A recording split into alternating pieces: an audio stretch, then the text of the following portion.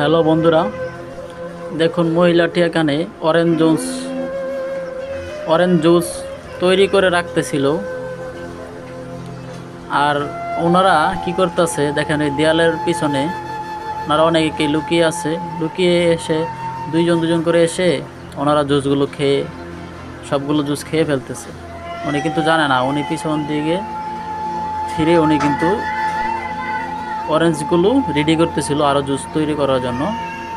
কিন্তু ওনারা সবগুলো তৈরি করা জুস কিন্তু লুকিয়ে লুকিয়ে খেয়ে ফেলতেছে।